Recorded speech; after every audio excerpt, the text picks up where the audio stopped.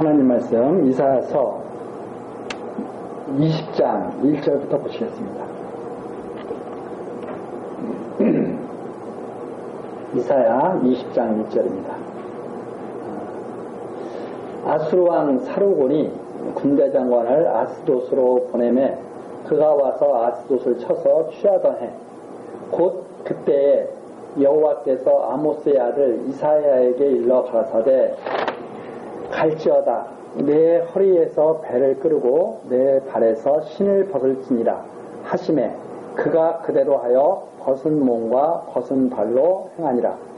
여호와께서 가라사대 나의 종 이사야가 3년 동안 벗은 몸과 벗은 발로 행하여 애국과 구스에 대하여 예표와 기적이 되게 되었느니라. 이와 같이 애굽의 포로와 구스에 사로잡힌 자가 아수르 왕에게 끌려갈 때에 젊은 자나 늙은 자가 다 벗은 몸, 벗은 발로 볼기까지 드러내어 애굽의 수치를 보이리니 그들이 그 바라던 구스와 자랑하던 애굽을 인하여 놀라고 부끄러워 할 것이라. 그날에 이 해변 거민이 말하기를 우리가 믿던 나라 곧 우리가 아수르 왕에게서 벗어나기를 바라고 달려가서 도움을 구하던 나라가 이같이 되었은즉 우리가 어찌 등이 피하리요 하리라. 지금 이제 20장까지 구스와 애굽에 대한 하나님의 그 심판 예언인데 결국 애굽과 구스가 아수르에게 패해가지고 사로잡혀 갈 것 이제 이러한 내용인데 그 애굽과 구스가 아수르에게 패하는 것을 보고 해변 거민들이 다 절망하게 될 것이다 이제 하는 내용입니다. 이게 이제 실제적으로 일어나는 그 일이죠. 그게 20장 1절에 보면 아수르 왕 사르곤이 군대 장관을 아스돗으로 보내매 그가 와서 아스돗을 쳐서 취하던 해 BC 711년경입니다.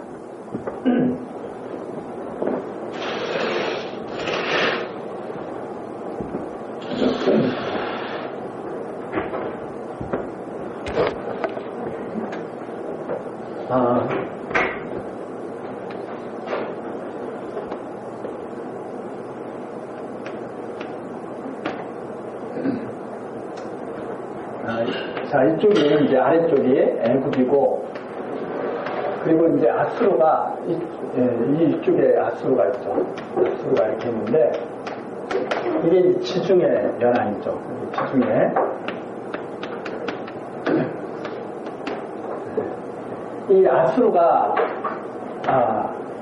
애굽을 쳐내려오는 길목에 이렇게 쳐내려오고 있죠, 애굽을,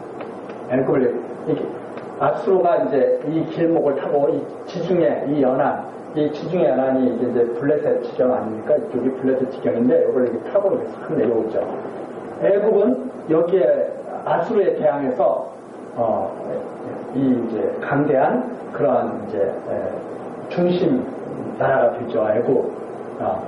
그런데 이제 이 아수르가 아스돗을 칠 해, 그 해에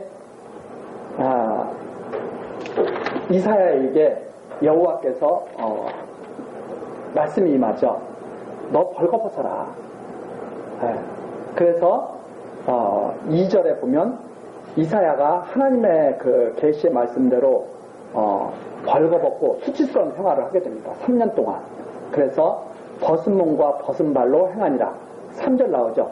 여호와께서 가라사대 나의 종 이사야가 3년 동안 벗은 몸과 벗은 발로 행하여 애굽과 구스에 대하여 예표와 기적이 되게 했다. 애굽과 구스에 대해서 이 어떻게 될 것인가, 이 애굽과 구스가 어떻게 될 것인가, 그 예표와 기적이 되게 했다. 그게 어떻게 될 것인가, 이사야처럼 수치를 당한다 이 말이죠. 이사야처럼. 그래서 벌써 애굽과 구스가 아수르에 의해서 수치를 당하게 될 것을 이사야 선지자로 하여금 미리 보이도록, 그래서 벗은 몸과 벗은 발로 행하도록 이렇게 하죠. 이것이 이제 아스돗이 점령된 다음에 약 30년 뒤에 실제로 아수르에 의해서 이 애굽이 수치를 당하게 되죠. 그게 이제 실제 역사 속에서 나타나는 일입니다. 그래서 4절 이와 같이 애굽의 포로 구스에 사로잡힌 자가 아수르 왕에게 끌려갈 때 젊은 자나 늙은 자가 다 벗은 발로 볼기까지 드러내어 애굽의 수치를 보면서 끌려간다. 아수르에게. 그래서 아수르가 다 끌어다가 북쪽 이스라엘도 아수르에게 망해가지고 사마리아도 아수르에 망해가지고 다 끌려가가지고 사방으로 다 흩어지게 되잖아요. 이 애굽과 구스도 수치를 당하게 된다. 자, 그때 5절이죠. 그들이 그 바라던 구스와 자랑하던 애굽을 인하여 놀라고 부끄러워할 것이다. 그럼 그들이 누구냐? 6절에 나오는 해변 거민들 있죠. 해변 거민. 그 해변 거민들이란 뭐냐면 이 지중해에 있는 이 아수르 제국이 이렇게 이루어지거든요. 아수르 제국이 이렇게 해서 이렇게 이루어지거든요. 유브라데스, 티그리스 강이 이렇게 있으면 이 아수르가 완전히 이렇게 제국을 형성하게 됩니다. 완전히. 그리고 이제 나중에 보면 바벨론이 이걸 그대로 이어갔죠. 바사 제국은 이 아수르와 바벨론 제국보다 더 넓은 영토, 완전 여기까지 다 이렇게 바사 제국이 다 돼요. 페르시아 제국. 그러니까 아수르 제국이 거의 여기까지 이렇게 점령을 했다면 바벨론도 거의 비슷한 지경인데 바사는 나중에 애국까지 완전히 다 점령이 됐죠. 그래서 바사 제국이 훨씬 더 넓은 영토를 가진 제국입니다.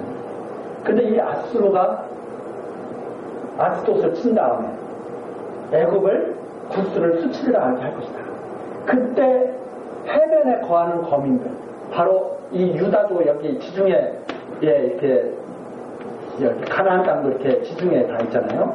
그러니까 이 유다를 비롯해서 이 애굽을 중심으로 해서 이 아수르와 한번 싸워보려고 했던 사람들이 거민들이 다 그때 놀래서 합니다.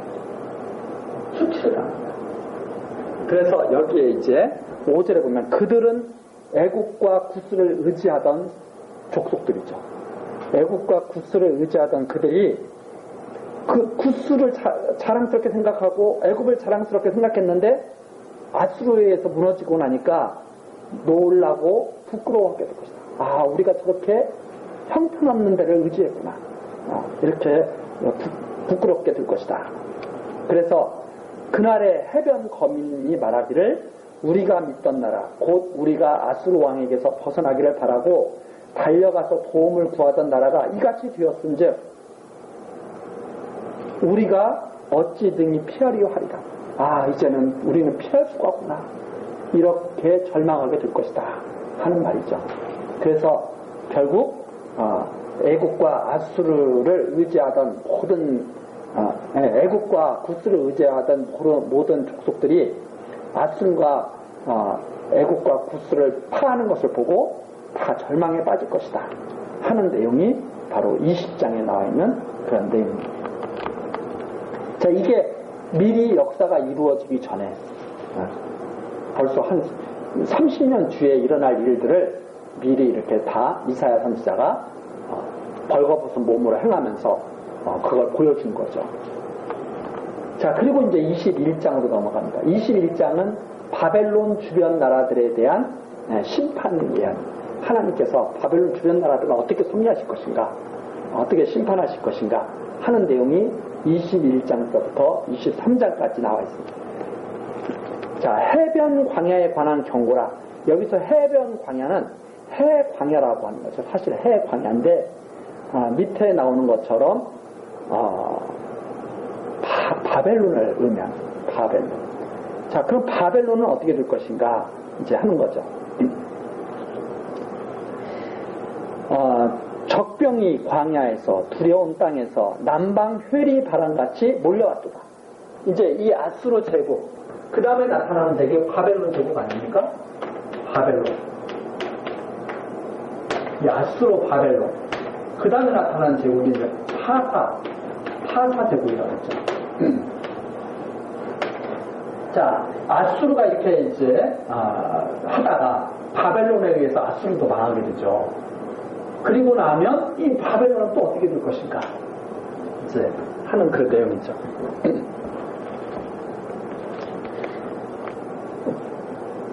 광야에서, 적병이 광야에서, 두려운 땅에서 남방 회리바람 같이 몰려왔도다.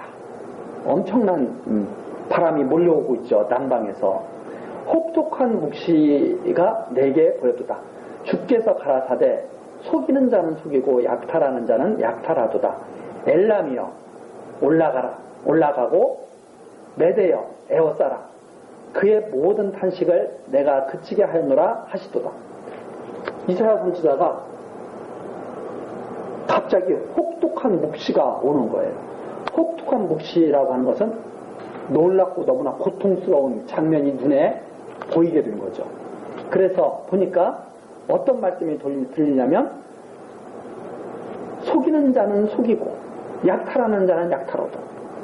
얼마나 무서운 장면인지 막 속이는 자들이 속이고 약탈하는 자가 약탈하는. 이 바벨론도 무서운 제국이었잖아요. 바벨론도 사실은 속이고 약탈하는 제국이었거든요. 그런데 그 바벨론보다 더 무서운 기세를 가지고 몰려오는 족속이 있는 거죠. 그게 바로 엘람과 메대였습니다. 이 엘람과 메대는 나중에 바사 제국에 합병되게 되죠. 이란, 지금으로 말하자면 이란 남부 지역이죠. 이란 쪽. 그래서 바로 이 아래쪽에서부터 파사가 싹 완전히 장악을 해버립니다.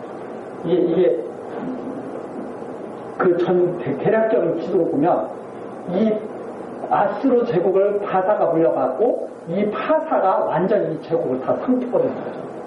파사가. 그래서 파사 제국이 제일 넓은 영토, 완전 여기를 다 휩쓸어버리는 이렇게 다. 이 파사 제국이 지금 막 몰려오고 있는 장면입니다. 그래서 보통 이제 여기 보면 엘람, 메대 이렇게 나오는데 보통 그래서 메대 파사라고 그러죠. 메대 파사. 다 그게 나중에 파사 제국으로 다 통합이 됩니다. 자, 통합이 되는데 그의 모든 탄식을 내가 그치게 하였더라. 즉 바벨론에 의해서 많은 민족들이 고통을 당하게 됩니다. 아수르에 의해서도 많은 민족들이 고통을 당하게 되죠. 바벨론도 많은 민족들을 고통 속에 빠뜨리게 되죠. 그 바벨론 제국 때도 얼마나 많은 탄식을 했는지 몰라요. 그런데 그 탄식을 이제 내가 그치게 했다. 이런 말씀이 딱 들리는 거죠. 그러면서 이러므로 나의 요통이 심하여 임산한 여인의 고통 같은 고통이 내게 임하였으므로 고통으로 인하여 듣지 못하며 놀라서 보지 못한다.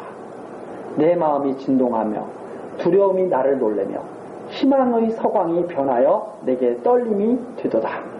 이제 얼마나 혹독한 장면인지 너무나 고통스러운 거죠. 그래서 나의 요통이 심하여 너무나 아프다 이 말입니다. 그래서 이 묵시가 딱 이사야 선지자한테 오는데 너무나 무서운 장면들이 막 보이는 거죠. 그래서 너무 놀랍고 볼 수가 없는 장면인 거예요. 그래서 고통으로 인하여 3절 마지막 부분에 나오죠. 듣지 못하며 놀라서 보지 못하도다. 너무 무시무시한 장면이라서. 4절입니다. 내 마음이 진동하며 두려움이 나를 놀래며 희망의 서광이 변하여 내게 떨림이 되도다. 그래서 희망의 이게 저녁 때가 되면 사람이 편안하게 잠자리에 들어야 되지 않습니까? 내일 일어나면 참 희망찬 날이 오면 좋겠다. 이런 생각을 하면서 사람들이 편안하게 이렇게 자야 되죠. 그런데 희망의 서광, 서광 3번에 보면 밤이 이렇게 되어 있습니다. 왜 희망의 서광이라 그러냐면 오늘 저녁 자고 나면 내일 아침엔 새로운 해가 떠오를 거야. 이렇게 하면서 편안하게 자야 되는데 너무나 무서운 장면이 막 보이는 거예요. 그래서 이사야 선지자가 덜덜덜덜 떠는 거죠. 그걸 보고. 그런 내용을 지금 표현한 겁니다. 그래서 두려움이 밤이 되는 거죠. 5절입니다. 그들이 식탁을 베풀고 파수꾼을 세우고 먹고 마시는도다. 이게 무슨 말이냐면 바벨론은 이런 무서운 일이 닥칠지를 몰라요. 지금 이때는 어떤 때니까? 아직 바벨론 제국이 일어나가지고 뭐 힘쓸 때도 아니에요. 이때는 아수르 제국이 힘쓸 때예요. 그런데 이사야 선지자의 눈에는 바벨론이 엄청난 재앙을 당하는 것 장면이 막 보인단 말입니다. 근데 바벨론은 뭐 하고 있느냐면 먹고 마시고 있는 거죠. 먹고 마시고 있는 거예요. 자, 이것이 나중에 다니엘서 같은 데도 나옵니다. 막 잔치를 베푸고 있죠. 왜? 자기네들이 다 그 당시에 다 휘어잡고 있으니까. 그래서 식탁을 베풀고 파수꾼을 세우고 먹고 마시는도다. 그런데 지금 멜람이 올라오고 있고 메다가 에워싸고 있는 거죠. 그래서 너희 방백들아 일어나 방패에 기름을 바를 자라. 지금 싸움 준비를 해야지 이렇게 먹고 마실 때가 아니다. 이런 내용입니다. 그러면서 6절이죠. 주께서 내게 이르시되 가서 파수꾼을 세우고 그 보는 것을 고하게 하되 마병대가 쌍쌍이 오는 것과 나귀 때와 약대 때를 보거든 자세히 유심히 들으라 하셨더니, 근데 하나님의 말씀이 또 들리는 거예요. 이사야한테. 파수꾼을 세워가지고 파수꾼이 하는 소리를 갖다가 들어봐라. 아주 잘 들어봐라. 이런 말씀이 또 들리는 거예요. 그래서 8절 파수꾼이 사자같이 부르짖기를 주여 내가 낮에 늘 망대에 섰었고 밤이 맞도록 파수하는 곳에 있었더니 마병대가 쌍쌍이 오나이다. 파수꾼이 하는 소리가 또 들리는 거죠. 그래서 무슨 소리가 들리나 했더니 제가 열심히 파수를 쓰고 이렇게 보니까 마병대가 쌍쌍이 막 바벨론으로 몰려들고 있는 거죠. 그게 바로 파사의 군대입니다. 파사의 군대. 이 파사가 막 지병대를 가지고 막 휩쓸거든요. 그래서 그 파사가 고레스 대왕 때 완전히 바벨론을 다 무너뜨려 버리게 되죠. 그 모습이 파수꾼에게서 이렇게 전달이 되는 거예요. 마병대가 오는데 쌍쌍이 오는데 대답하여 가라사대 함락되었도다. 파수꾼이 그렇게 말하니까 하나님께서 왜 그런 줄 알아? 함락되었어. 이런 말이 들리는 거죠. 함락되었도다. 함락되었도다. 바벨론이야. 그 신들의 조각한 형상이 다 부서져 땅에 떨어졌도다 하시도다. 파수꾼이 마병대가 몰려옵니다. 쌍쌍이 마병대들이 몰려옵니다. 그랬더니 말씀이 탁 올라가는 거죠. 바벨론이 함락되었어. 이런 말씀이 나오는 겁니다. 그러면서 10절입니다. 너 나의 타작한 것이여 나의 마당의 곡식이여 내가 이스라엘의 하나님 만군의 여호와께 들은 대로 너희에게 고하노라. 자, 이스라엘은 그때 바벨론에게 다 완전히 다 유다, 예루살렘 다 바벨론에게 다 망했던 거 아닙니까? 바벨론에게 다 망한 거니까 뭐냐면 나의 타작한 것이 다 얻어 터졌어요. 타작마당에서 다 얻어 터졌습니다. 그래서 나의 타작한 것이요. 즉 이스라엘을 말하죠. 나의 마당의 곡식이요.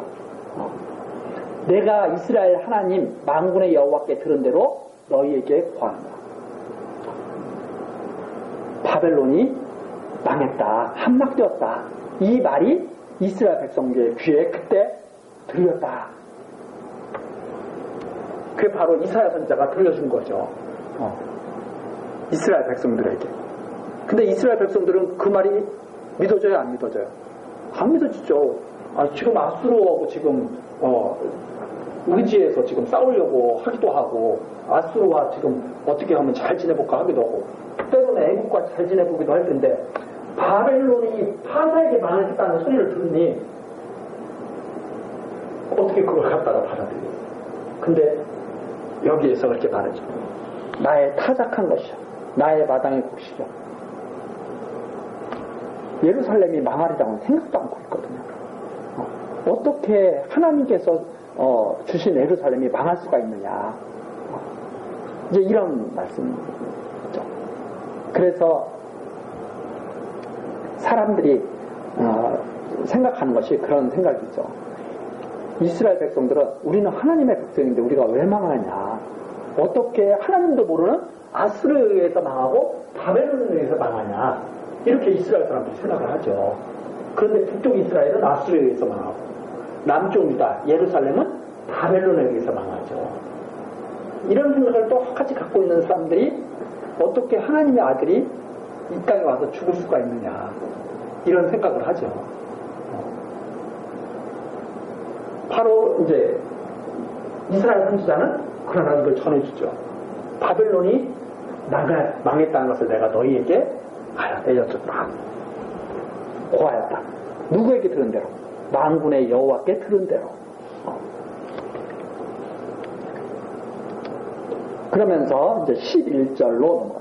11절부터 17절까지는 에돔을 비롯한 주변 나라들도 엘람과 메대에게 패망할 것이다. 그러니까 결국은 이때 모든 주변 나라들이 다 하사 제국에 의해서 다 멸망당할 것이다. 이 내용을 이제 전해주는 내용이 바로 계속 이어지죠. 두마에 관한 경고라. 이 두마, 에돔을 말하죠. 에돔. 사람이여 세일에서, 이 세일 에돔이잖아요. 나를 부르되 파수꾼이여 밤이 어떻게 되었느냐. 파수꾼이여 밤이 어떻게 되었느냐. 파수꾼이 가로되 아침이 오나니 밤도 오리라. 내가 물으려거든 물으라. 나는 너희는 돌아올지니라. 이게 무슨 말이냐면, 이게 참 번역이 그러니까 좀 어렵죠. 에돔에서 이렇게 물어보는 거예요. 파수꾼에게 물어보는 거죠. 지금 파수꾼은 지금 이사야 선지자가 담당하고 있는 거잖아요. 이사야 선지자가 지금 여호와의 말씀으로 파수꾼도 세우고 지금 이 두려운 묵시를 계속 보고 있다 이 말입니다. 그런데 물어보죠. 어떻게 되었느냐? 밤이 어떻게 되었느냐? 지금 밤이 지금 계속 되느냐? 아니면 밤이 끝나느냐? 언제 어떻게 되느냐? 하고 물어보니까 12절. 파수꾼이 가로되 그렇게 대답하죠. 아침이 온다. 즉 바벨론은 멸망한다 이 말입니다. 바벨론은 멸망하는데 밤도 오리라. 이 말은 무슨 말이냐면 밤이 계속돼. 즉 아침이 되려면 아직 멀었다 하는 말입니다. 아침이 오는데 밤이 지금 온다. 밤이 계속된다 하는 말입니다. 그래서 아침이 오고 있지만 밤이 계속된다. 파수꾼이 이렇게 대답을 하죠. 그러면서 물으려거든 물으라. 너희는 돌아올지니라. 다시 와서 물으려면 또 물어. 똑같이 말해줄 테니까. 이런 말이죠. 그래서 결국 그 시대가 계속 괴로움의 시대가 계속된다 하는 말이죠. 그러면서 13절 아라비아에 관한 경고라. 그단 대상이여 너희가 아라비아 수풀에 유숙하리라. 이제 아라비아죠. 아라비아는 바로 다 이 아래쪽이 다 아라비아 아닙니까? 아라비아 반도. 그 아라비아 쪽에서 또 경고를 받죠. 아라비아 수풀에 유숙하리라. 대마 땅의 거민들아 물을 가져다가 목마른 자에게 두고 떡을 가지고 도피한 자를 영접하라. 즉 다 도망다닌다 이 말입니다. 이 제국들이 침략하니까 아라비아 족속들도 도망다녀야 돼요. 그래서 목마른 자에게 물을 가져다가 목마른 자에게 물을 줘야 되고 떡을 가지고 도피하는 자들을 좀 잠잘듣고 또 마련해주고 그래야 돼요. 그래서 영접하라는 겁니다. 계속 도망다녀야 되니까 대마 거민들아 도피한 자들을 다 영접해야 된다. 너희들이 다 도망다니니까. 그러면서 15절 그들이 칼날을 피하며 뺀 칼과 당긴 활과 전쟁의 어려움에서 도망하였습니다. 즉 무슨 말이냐면 아라비아 지역들도 다 도망다닌 거죠. 살기 위해서. 자, 그리고선 16절에 이런 말씀이 있습니다. 주께서 이같이 내게 이르시되 품꾼의 정한 기한같이 1년 내에 게달의 영광이 다 쇠멸하리니 게달 자손 중 활 가진 용사의 남은 수가 적으리라 하시니라. 이스라엘의 하나님 여호와의 말씀입니다. 뭐라고 말씀하시냐면 정한 기한같이 1년 내에 게달의 영광이 쇠멸한다. 즉 게달은 아라비아 민족의 대표 족속입니다. 그러니까 아라비아가 1년 내에 영광이 다 소멸하게 된다 하는 내용이죠. 이스라엘의 여호와의 말씀입니다. 반드시 이렇게 된다. 그래서 이게 장래의 일이지만 벌써 이 아수르 시대 때 바벨론과 파사 이런 족속 이런 제국들에 의해서 이런 모든 주변 나라들이 다 도망다니고 다 망하고 그럴 것을 지금 다 선포하는 그런 내용이 바로 21장에 나와 있습니다. 자, 그 다음에 22장이죠. 그때 예루살렘이 완전히 다 패망해버리게 되죠. 예루살렘이. 아수르 때는 북쪽 이스라엘이 패망하지만 사마리아가 패망하지만 바벨론 때는 완전히 남쪽이라 예루살렘까지 다 패망하게 되죠. 바로 그 경고입니다. 22장 1절. 이상 골짜기에 관한 경고라. 이 이상 골짜기는 바로 예루살렘을 상징하고 있죠. 그래서 이 이상 골짜기에 관한 경고라. 내가 지붕에 올라가면 어찌민고. 여기서 지붕이라고 하는 것은 하나님을 경배하기 위해서 올라가는 곳이죠. 기도하기 위해서. 그래서 지붕에 올라가면 어찌민고 하는 것은 이건 하나의 비유로 너가 하나님 섬긴다고 꼭대기에 올라가는 것이 제단의 꼭대기에 올라가는 것이 그게 무슨 짓이냐 이 말입니다. 그러니까 한마디로 말해서 야, 너 뭐 하나님 섬긴다고 그래? 섬지도 않는 사람들이 이런 말입니다. 내가 지붕에 올라가면 어찌민고 비난과 조롱이죠. 헌화하며 떠들던 성 즐거워하던 고을이여 너의 죽임을 당한 자가 칼에 죽은 것도 아니요 전쟁에 사망한 것도 아니며 너의 관원들은 다 함께 도망하였다가 활을 버리고 결박당하였고 너의 멀리 도망한 자도 발견되어 다 함께 결박당하였도다. 이러므로 내가 말하노니 돌이켜 나를 보지 말지어다. 나는 슬피 통곡하겠노라. 내 딸 백성이 패멸하였음을 인하여 나를 위로하려고 힘쓰지 말지어다. 네, 우선 4절까지입니다. 이사야 선지자가 가만히 보니까 예루살렘이 다 멸망당하는데 한심하게 멸망당하는 거예요. 뭐 정말 용맹스럽게 싸우다가 멸망당하는 것도 아닙니다. 조금 싸우는 척 하다가 지도자들서부터 도망가 버리는 거죠. 원래 전쟁터에서는 지도자들이 싸움에 앞장서야 되고 지도자들이 맨 끝까지 남아서 싸움을 갖다가 독려해야 되잖아요.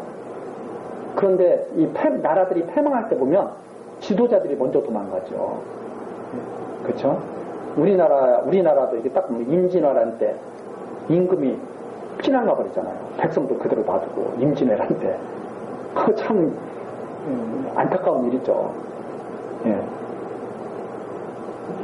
하여튼 나라가 좀 어려울 때는 지도자들이 앞장선다면 백성들이 힘을 얻을 텐데 도망가 버리죠.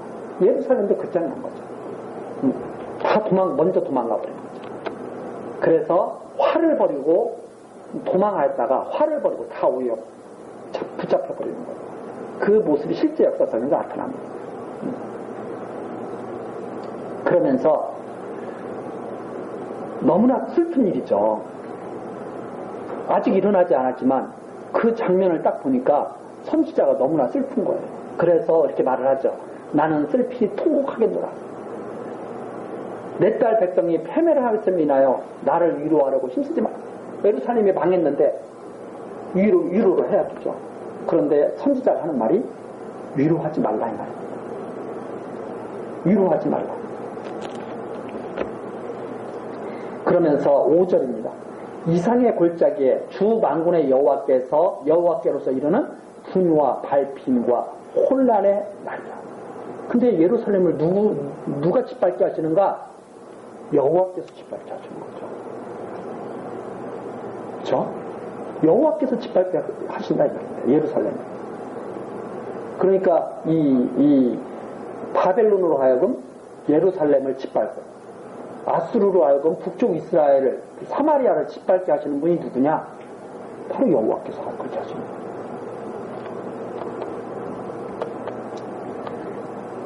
그 다음 6절입니다. 엘람 사람은 전통을 졌고 혼란을 성벽에 무너뜨림과 산악에 사무치는 부르짖는 소리로다. 그때 예루살렘에서 비참하게 부르짖는 소리가 막 들리는 거죠. 그러면서 6절 엘람 사람은 전통을 졌고 병거탄 자와 마병이 함께하였고 기르 사람은 방패를 드러내었으니 병거는 너의 아름다운 골짜기에 가득하였고 마병은 성문의 정렬이었다. 예루살렘이 완전히 풍전등화에 놓인 꼴이 된 거죠. 풍전등화 같은 꼴이 된 겁니다. 그냥 바람 앞에 등불 같은. 완전히 여기에 나오는 엘람, 기르, 여기가 이제 아수르 군대, 바벨론 군대가 일어난 것입니다. 그러니까 이 아수르와 바벨론이 속해 있는 지역들이 바로 여기에 나오는 기르, 엘람 사람들이죠. 이게 다 그 지역 사람들이에요. 그런데 그 방패를 드러내었습니다. 병거가 가득해버린 거죠.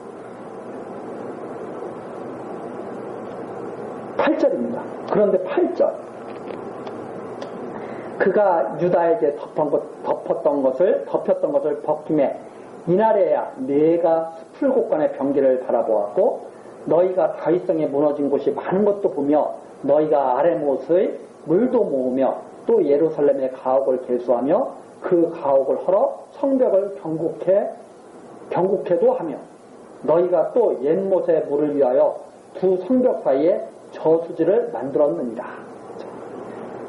그런데 이렇게 어려운 풍전등화 같은 어려운 지경에 딱 됐을 때 그때서야 여호와께서 8절 그가 바로 여호와 하나님을 말합니다. 여호와 하나님께서 유다에게 덮였던 것을 싹 벗기는 거예요. 하나님. 그게 무슨 말이냐면 야 우리나라 큰일 나겠구나. 야 이거 큰일 나겠구나. 예루살렘. 그렇게 해서 어떻게든지 예루살렘을 한번 안전하게 지켜보려고 노력을 막 하는 거죠. 그 노력한다는 그 모습이 뭐냐면 여기 나오는 겁니다. 병기도 한번 바라보고 성에 무너진 곳이 또 이렇게 무너진 곳이 많아? 해가지고 막 고치려고도 하고 물도 식수 같은 것도 필요하고 막 그러니까 물도 모으고 성벽을 경곡해 하고 다 준비를 하고 살아날 준비를 해보는 거죠. 그러니까 아수르가 쳐들어올 때도 어떻게 하면 여기가 우리가 안전할 수 있을까? 애국과 연합하면 될까? 막 이렇게 궁리들을 하잖아요. 그런 모습을 여기 표현한 겁니다. 그러니까 살아나기 위해서 막 궁리를 하는 거예요. 그런데 안타까운 거죠. 11절 주에 그러나 그렇게 이제 덮였던 것을 벗기니까 막 이것저것 살아남기 위해서 준비를 하는데 11절 그러나 너희가 이 일을 하신 자를 앙망하지 아니하였고 근데 이 모든 역사를 다 이루시는 분이 누구예요? 여호와 하나님이시잖아요. 아수르를 불러오시기도 하고 바벨론을 불러오시기도 하고 바사를 불러오시기도 하고 이분이 다 하나님이시거든요. 그런데 이 일을 하신 자를 앙망하지 않는다. 이 일을 옛적부터 경영하신 자를 존경하지 아니하니 가장 기초가 되고 중요한 일은 아닌 거죠. 한마디로 말해서 모래 위에 집을 짓는 거죠. 그래서 모래 위에 집을 져봤자 홍수가 나면 어떻게 된다고 그래요? 다 무너져 버리는 거죠. 정말 중요한 것은 우리가 예를 들어서 지금도 우리도 여러 가지 준비들을 많이 하죠. 노후 준비도 하고, 뭐, 여러 가지 건강 관리도 하고, 뭐, 여러 가지 것들을 하죠. 그런데 정말 중요한 것은 뭐예요? 하나님 여호와께서 우리를 지키신다는 사실을 깨달아서 그분을 경외하며 그 모든 일을 하는 것이 중요한 거죠. 그런데 그건 하지 않아. 그리고 뭐만 해요? 건강 관리만 열심히 하고 노후 준비만 열심히 하면 아름답게 다 살 걸로 생각을 해요. 그러다가 홍수가 나면 다 이렇게 패망해버리는 거죠. 그런 것과 똑같은 겁니다. 그래서 뭘 준비하고 한 것이 잘못된 게 아닙니다. 여호와를 경외하는 것이 근본이다. 그래서 솔로몬 왕도 그렇게 말하죠. 지혜의 근본 여호와를 경외하는 것이다. 일의 결국을 다 이렇게 듣고 나면 여호와를 경외하는 것이 그것이 사람이 해야 할 일이다. 가장 중요한 일이다. 근본이다. 그것이.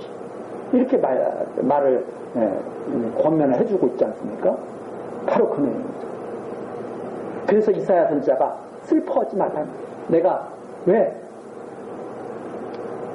망할 수밖에 없으니까. 이런 예루살렘이 살아날 길이 없잖아요.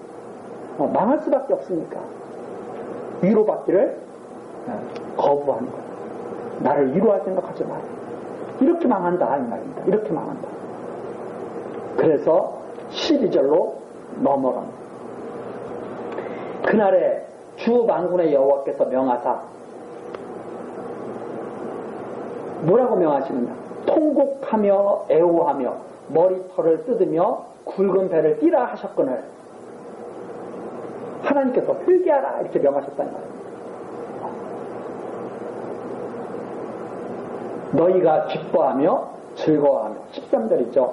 소를 잡고 양을 죽여 고기를 먹고 포도주를 마시면서 내일 죽으리니 먹고 마시자 하리라. 표현이죠. 야, 사람이 살 동안 즐겁게 살고 즐겁게 그렇게 하는 거야. 뭐 하나님 섬기면서 그렇게 살아. 이렇게 말을 한다 이 말입니다.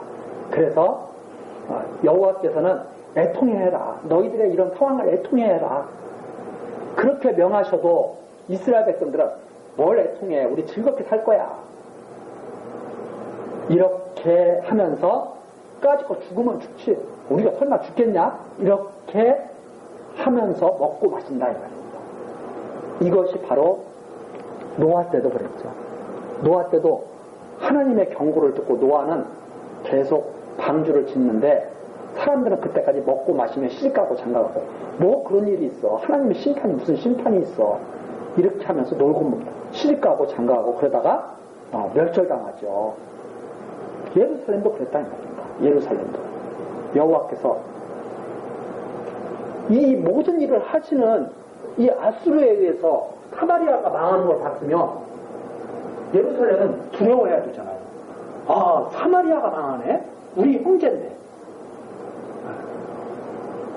사마리아가 망하네? 하나님의 택한 백성이 망하네? 이렇게 생각하고 두려워했는데 예루살렘이 뭐라고 그러냐면 사마리아는 망해도 예루살렘은 안 망해. 왜냐면 예루살렘은 성전이 있잖아. 이런단 말입니다. 회개를 하지 않아요. 그러니까 이사야 선지자가 그걸 망하는 장면을 보면서 너무나 슬픈 거죠. 아, 회개하지 않고 망해가는 이스라엘에도 예루살렘을 보면서 그러면서 하나님께서 회개하라 하는 명을 듣지 않고 내일 죽으리 먹고 마시자 이렇게 그들이 한다 하는 말입니다. 그때 14절이죠. 이사야 선지자에게 어떤 말씀이 선포돼요? 이사야 선지자가 살고 있던 지금 이때는 히스기야 왕 때입니다. 약 주 700년경이에요. 아니, 주전 700년경이에요. 700년경. 예루살렘이 망할 때는 586년에 예루살렘. 이때 예언한 내용이 이때 이루어지죠. 약 100여 년 전 예언했던 내용. 이때 이루어집니다. 근데 이때 망하는 장면을 보고 있는 거죠. 이사야 선지자. 여호와께서 보여주시는 그 묵시를 보고 슬프다. 나를 위로하지 마라. 이들이 회개하지 않고 망한다. 이 히스기야 왕 때랑 히스기야 때 이스라엘 선지자가 있었잖아요. 우시아 때부터 이런 우시아, 히스기야 이런 왕 때 활동했던 선지자가 있어요. 이때 586년 할 때는 이건 히스기야 왕 때다.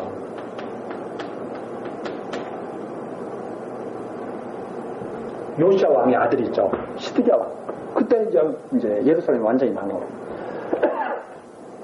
그러면서 이제 14절 만군의 여호와께서 친히 내 귀에 들려 가라사대 하나님께서 말씀하시는 거예요.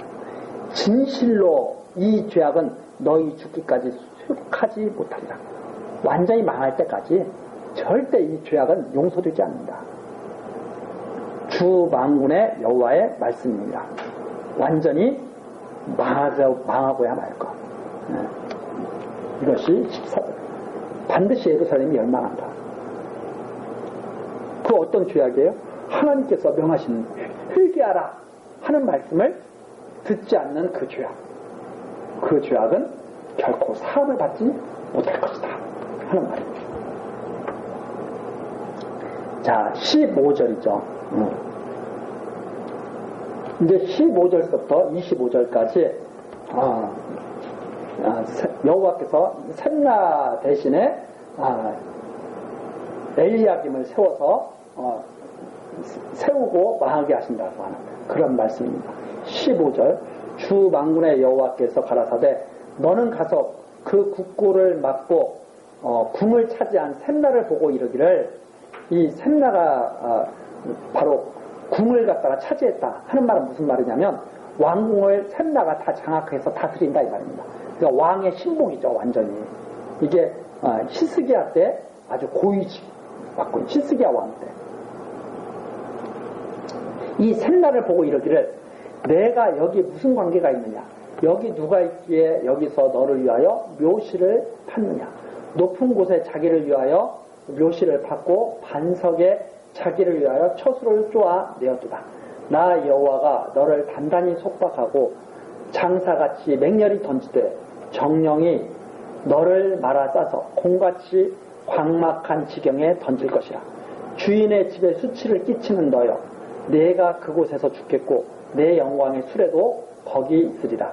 내가 너를 내 관직에서 쫓아내며 내 주위에서 낮추며 그날에 내가 hil기야의 아들 내 종 엘리야김을 불러 내 옷을 그에게 입히며 내 띠를 그에게 띄워 힘있게 하고 내 정권을 그의 손에 맡기리니 그가 예루살렘 거민과 유다 집의 아비가 될 것이며 내가 또 다윗 집의 열쇠를 그의 어깨에 두리니 그가 열면 닫을 자가 없겠고 닫으면 열 자가 없으리라.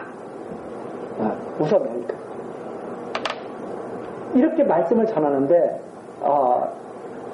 듣지를 않죠.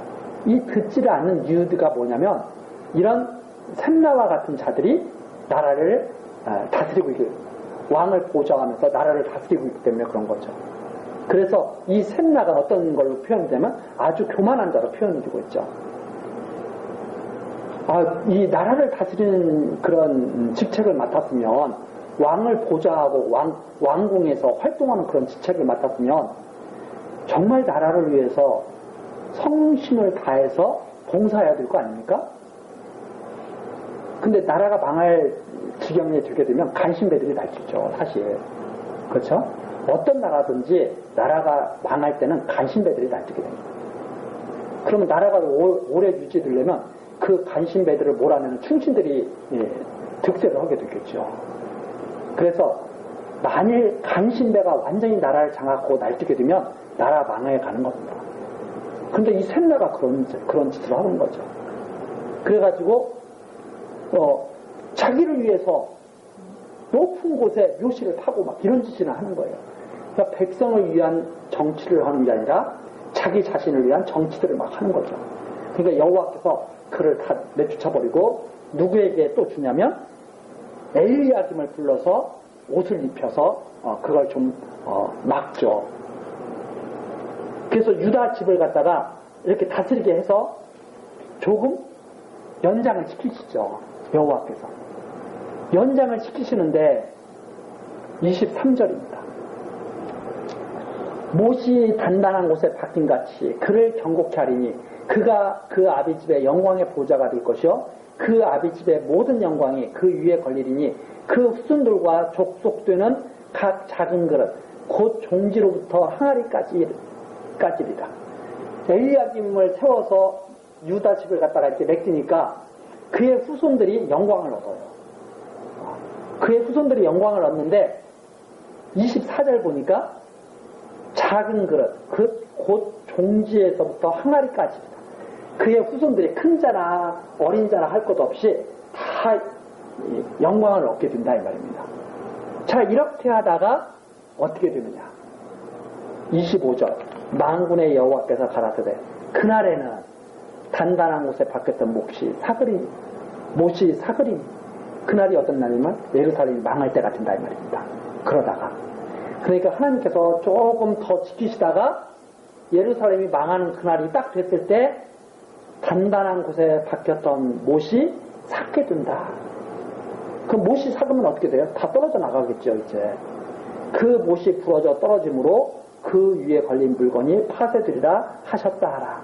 나 여호와의 말입니다.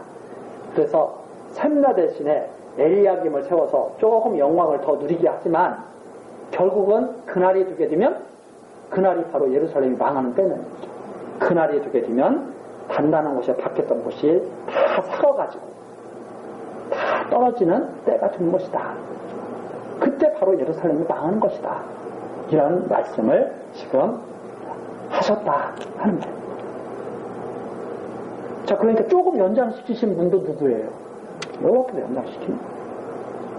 그래서 이때 망하지 않고 조금 더 연장돼가지고 이때만 시댁이 없어요. 자, 이렇게 하면서 이제 23장으로 넘어가죠. 23장은 두로와 시돈이 멸망한 거죠. 이 두로와 시돈은 이 가나안 땅 위쪽에 있는 나라가 아닙니까? 두로와 시돈. 이 두로와 시돈이 또 망해버립니다. 23장 1절부터 7절까지입니다. 두로에 관한 경고라. 다시스의 선척들아 너희는 슬피 부르짖을지어다. 두로가 황무하여 집이 없고 들어갈 곳도 없으며 이 소식이 깃든 땅에서부터 그들에게 전파되었습니다.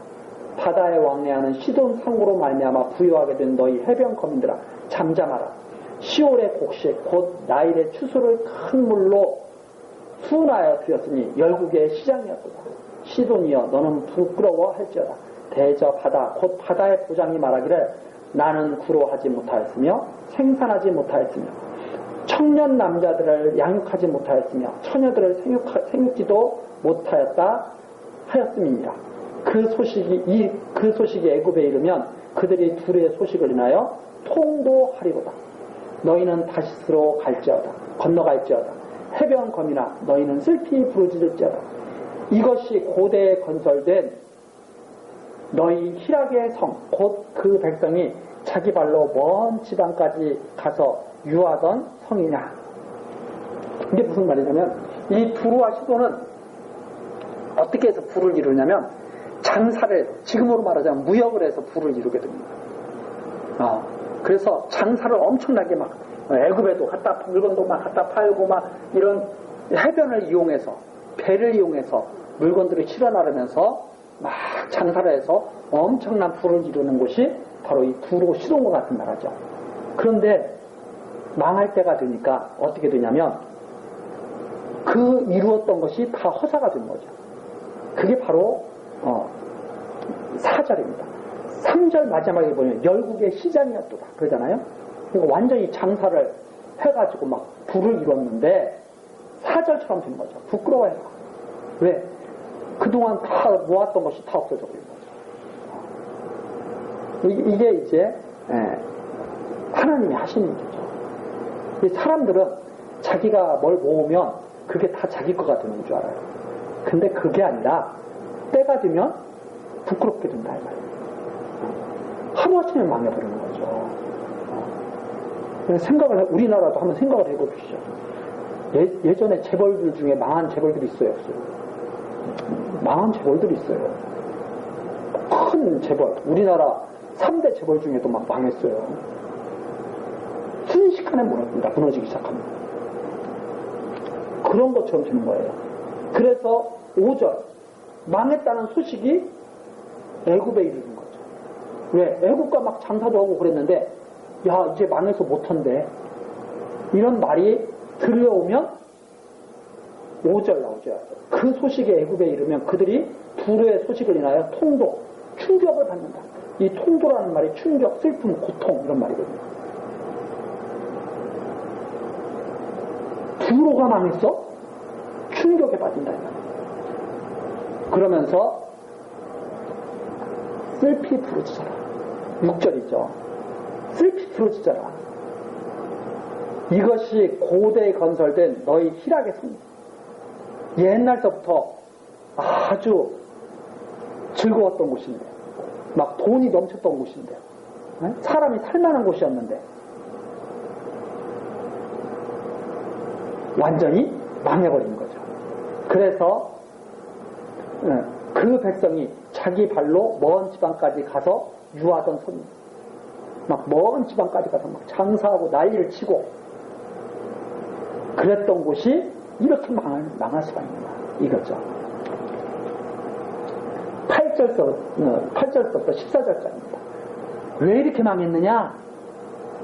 망해서는 안 될 것 같은 곳이, 그렇게 잘 살던 곳이, 그렇게 뭐 사람들이 즐거워하던 곳이 왜 이렇게 망했느냐? 여호와께서 멸망케 하셨기 때문에 망했다 하는 내용이 8절부터 나옵니다.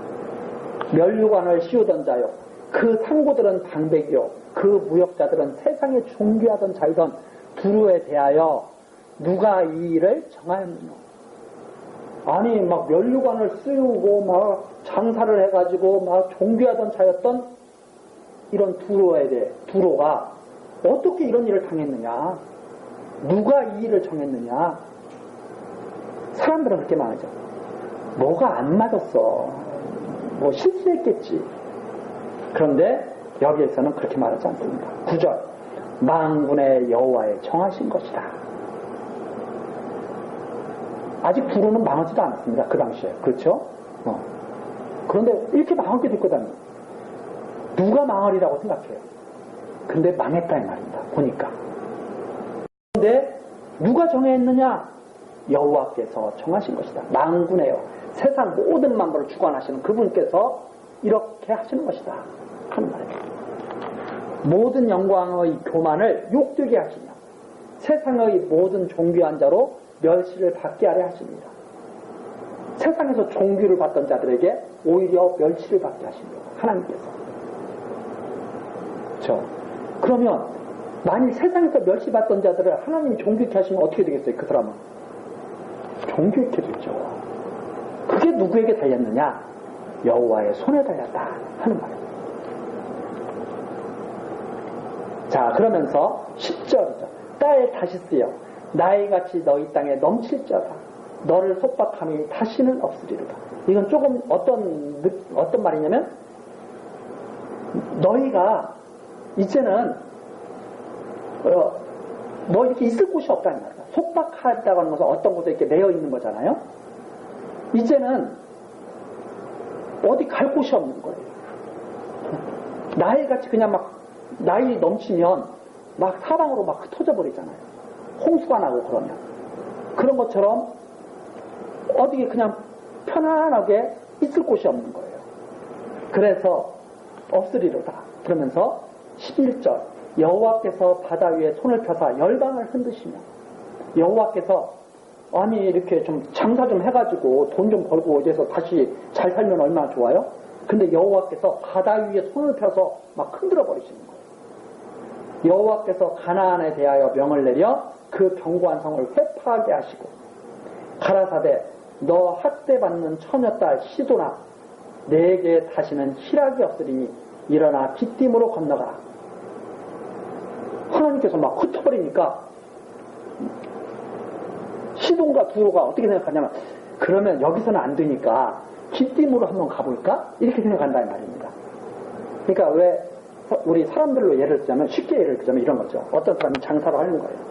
장사를 하는데 자기 능력으로 장사가 되는 줄 알아.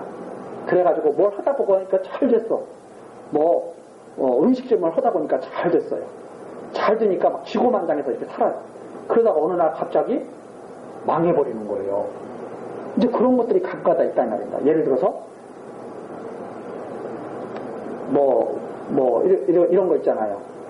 소고기집을 했는데 갑자기 광우병 그런 사태가 나면 갑자기 안 돼가지고 확 망해버려 이런 얘기가 나오잖아요.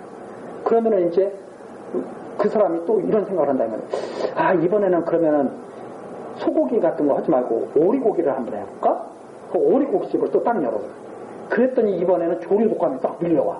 그러면 어떻게 돼요? 또 망해버리는 거잖아요. 그런 말입니다. 너 학대받는 처녀딸 시도나 내게 다시는 희락이 없을 것이다 이 말입니다. 하나님께서 왜 너는 망해야 돼 이렇게 명을 내려버리는 거죠. 두루와 시도네. 그런데 그들이 다시 일어나 보려고 하는 거예요. 그러니까 어디로 갔냐면 기띔으로 가는 거예요. 그러니까 기띔으로 건너가라. 이 말은 기띔으로 간다 이 말입니다. 그랬더니 하나님께서 하시는 말씀이 있죠. 너가 그리 가면은 잘 될 것 같아? 거기서도 내가 평안을 얻지 못하리라. 그래서 이 선지서가 조금 이해하기 좀 까다롭죠. 이게 무슨 말인지 잘 이해 못하죠. 그러나 이거 가만히 보면 그런 말이에요. 하나님께서 망하게 하는데 어떻게든지 한번 살아나보려고 또 이 수단 저 수단을 가는 거에 보는 거예요. 그랬는데 가봐. 가. 거기 가면 잘 될 것 같아? 거기서도 평안을 얻지 못한다. 즉 하나님께서 구절 만군의 여호와께서 정하신 것이기 때문에 바뀔 수 있어요 없어요? 바뀔 수 없다는 말입니다. 바로 그 말을 지금 하고 있는 거죠. 그 말을 하시면서 13절입니다. 갈대아 사람의 땅을 보라. 예시에 예시. 한번 갈대아 사람의 땅을 봐. 그 백성이 없어졌나니 곧 아수르 사람의 들짐승이 거하는 것이 되게 아수르 사람이 들짐승에 거하는 곳이 되게 하였을 때 그들이 망대를 세우고 궁전을 걸어 황무케 하느니라. 갈대아 사람들의 땅을 봐. 이 갈대아 사람들이 살던 땅인 거죠. 근데 여기 아수르가 완전히 차지해버린 거죠, 지금은. 또 이 아수르가 차지한 것을 나중에 바벨론이 차지할 거예요. 그런데 원래 여기 있던 족속들이 어떻게 됐냐면 갈대아 사람들이 다 망해버렸다 이 말입니다. 일어나는 거 봐라. 아수르 사람들이 다 완전히 다 무너뜨려 버렸다.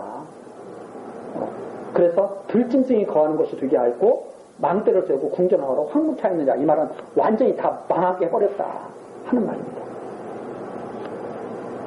그러니까 12절 너희가 절대 평안 얻지 못하리라 그랬잖아요. 너희는 절대 못 일어난다 그랬잖아요.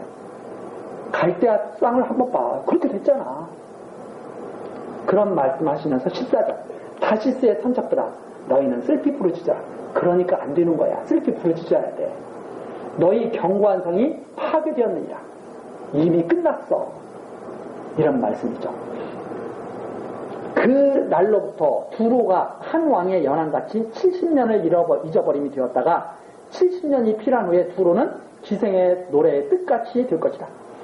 완전히 그러고 있다가 70년이 흐르는 거예요. 그 날로부터 그렇게 망해가지고 두로가 한 왕의 연한같이, 보통 한 왕의 연한같지만 한 왕이 사는 그 연한, 보통 우리 사람들의 그 사는 연한이 예를 들어서 한 70이다 이 말입니다. 그러면 70년을 잊어버린 같이 되었다가 꼼짝 못하고 70년 동안 죽어 지내는 거죠. 그랬다가 70년이 필요한 후에 두로는 기생의 노래 뜻같이 될 것이라. 이게 무슨 말이냐? 나중에 예루살렘이 망한 다음에 70년 포로 생활을 하고 돌아오게 되잖아요. 그때 이 두로와 이 시돈도 살아나게 되죠. 조금 살아나게 되는데 어떻게 살아나느냐? 두로는 기생의 노래의 뜻같이 될 것이다 이 말입니다. 그 기생의 노래의 뜻같이 되는 것이 뭐냐면 16절에 나오는 노래처럼 된다 이 말입니다. 그 기생의 노래예요. 잊어버린 바 된 기생 너여. 두로와 시돈이 기생이에요. 왜 기생이냐면 여기저기 팔고 다녔잖아요. 여기저기서 물건 팔고 다녔잖아요. 그러니까 마치 그걸 비유해서 물건 팔려면 뭐 해야 돼요? 막 비유 맞추고 뭐 해가지고 막 간이라도 빼줄 것처럼 막 이래서 물건 팔아야 되잖아요. 그러니까 기생 노릇하면서 물건 팔고 다닌 거죠. 그런 걸 비유한 겁니다. 잊어버린 너여. 잊어버렸던 기생 너여. 근데 70년 동안 그 짓을 못했어요. 잊혀졌잖아요. 기생이. 잊어버린 바 되었던 기생너여. 수금을 가지고 성읍에 두루 행하며 기묘한 곡조로 많은 노래를 불러 너를 다시 기억해 하라 하였느라. 그러니까 잊어버린 기생이 됐으니까 지금 우리 식으로 말하자면 오랫동안 기생 노릇 서다가 오랫동안 세월이 흘렀어요. 그래서 다시 기생 노릇을 해야 돼. 여기 기생이. 그러면 그 기생이 인기가 있겠어요? 없겠어요? 별로 인기가 없죠. 그런데도 어쨌든 기생을 해야 돼. 하던 짓이 그 짓이니까. 바로 이제 그런 겁니다. 그래서 너를 다시 기억해라 이 말입니다. 17절이죠. 70년이 필요한 후에 여호와께서 두로를 권고하시니 망한 다음에 70년이 지나면 두로를 다시 권고하시는데 그가 다시 치료하여 지면에 있는 열방과 음란을 행할 것이며 기생 노릇한다 이 말입니다. 열방들과 왜? 다시 좀 어떻게 좀 잘해보려고 일어나 보려고 돈 좀 많이 다시 모아서 잘 살아보려고 열방과 음란을 행할 것이며 18절 그 무역한 것과 이익을 거룩히 여호와께 돌리고 간직하거나 쌓아두지 아니하리니 그 무역한 것이 여호와 앞에 거하는 자의 배불리 먹을 자로 입을 자료가 잘 입을 자료가 돼요. 자, 이 17절도 뭐냐면 두로를 이제 권고하시는 거예요. 이 기생 노래를 불러서 다시 두로로 하여금 이렇게 살아나게 하시는 거예요. 살아나게 하시는데 겨우겨우 살아나서 열방과 음란을 기생 노릇을 한다 이 말입니다. 장사를 하면서 이렇게 조금 돈을 모아요. 돈을 모으는데 18절 그 무역한 것과 이익을 자기들이 갖는 게 아니라 어떻게 되냐면 거룩히 여호와께 돌리게 된다. 돈을 벌어서 자기네들이 가지려고 그랬는데 여호와께 드려야 돼. 그 돈을 여호와께 드려야 되는데 간직하거나 쌓아두지 아니한다. 자기네들은 원래 자기네들이 가져서 간직해서 막 쌓아서 자기네들 부를 이루려고 했어요.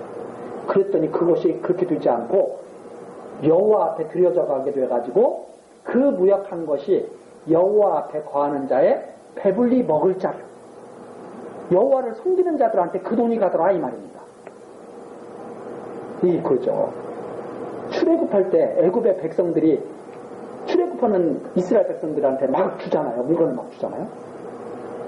70년 포로 생활 돌아올 때 이스라엘 백성들이 성전을 다시 재건하고 그럴 때 그때 돈을 주는 나라가 바로 이런 나라들이에요. 그래서 이 나라들이 나오죠. 이게 이제 예를 들어서 에스라 가서 잠깐 한번 보고 마치겠습니다. 에스라서 앞에 가서 역사서죠. 에스라 6장.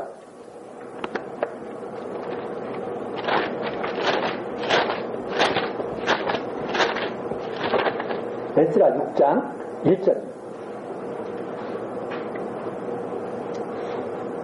이에 다리오 왕이 조서를 내려 서적 국간 곧 바벨론에서 보물을 쌓아둔 것을 조사하게 하더니 메대도 악메다 궁에서 한 두루마기를 얻었으니 거기 기록하였을 때 고레스 왕 원년에 조서를 내려 이르기를 예루살렘 하나님의 전에 대하여 이르노니 이 전 곧 제사 드리는 처소를 건축하되 시대를 경고히 쌓고 그 전에 고는 60규빗으로 광도 60규빗으로 하고 큰 돌 3켜에 새 나무 1켜를 놓으라.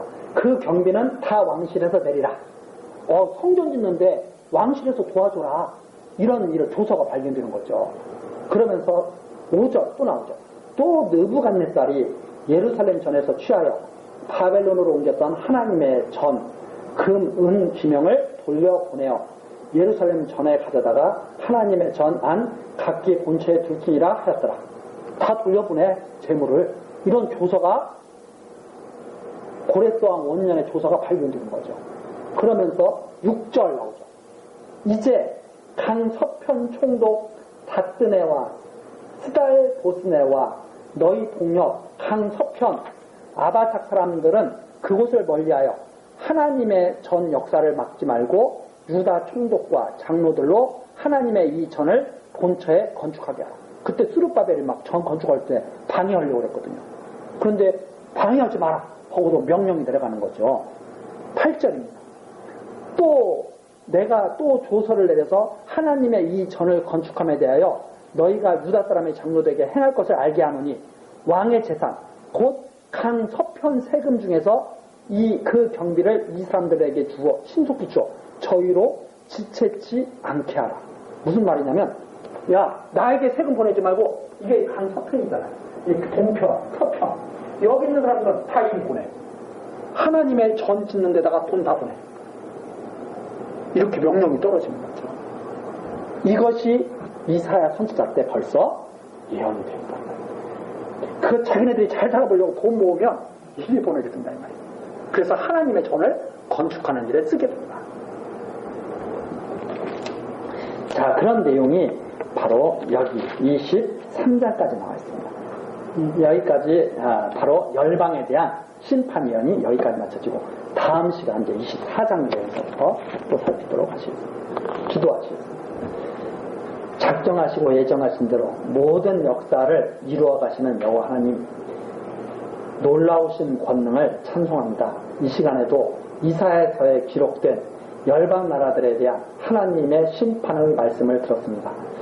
우리들이 이 말씀을 통하여 하나님께서 정하신 모략대로 모든 일들이 변함없이 이루어져 가는 것을 우리들이 확인했습니다. 하나님, 우리들이 이 일을 이루어 가시는 여호와 하나님을 온전히 경외케 하시며 견고한 믿음 안에서 심령의 평안을 얻게 하옵소서. 하나님께서 정하신 모든 일들이 합력하여 선을 이룬다는 사실을 우리들이 굳게 믿고 하나님을 의탁하게 하옵소서. 이 모든 것 예수 그리스도의 이름으로 기도드리옵나이다. 아멘.